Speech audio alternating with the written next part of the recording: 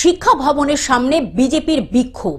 গতকাল সিঙ্গুরে তৃণমূল কংগ্রেসের সভায় স্কুল পড়ুয়াদের ভুল বুঝিয়ে পাঠানো হয়েছে, এই অভিযোগ তুলে আজ চুঁচুড়ার বিক্ষোভে বিজেপি।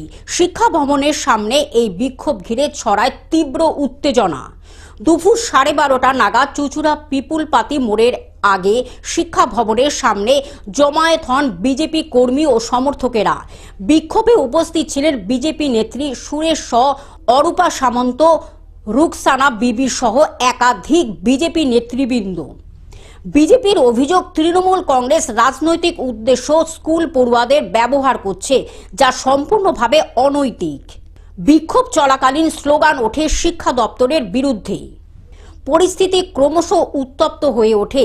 অভিযোগ, এই সময় শিক্ষা ভবনের মূল গেটের তালা ইট দিয়ে ভাঙার চেষ্টাও করা হয়। গতকাল আপনারা সকলেই দেখেছেন, একটি স্কুল থেকে স্কুলের পড়ুয়াদের রাজনীতির ময়দানে নিয়ে যাওয়া হয়েছে সিঙ্গুরে।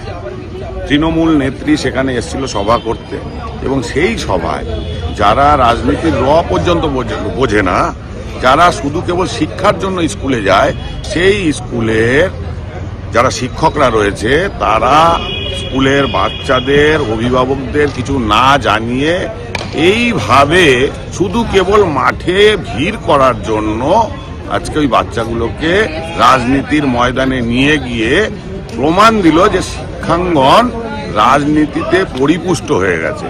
সুতরাং আমরা এর তীব্র নিন্দা জানাই, ধিক্কার জানাই। তার প্রতিবাদে আজকে শিক্ষা ভবনে আমরা এসেছি বিক্ষোভ দেখাতে।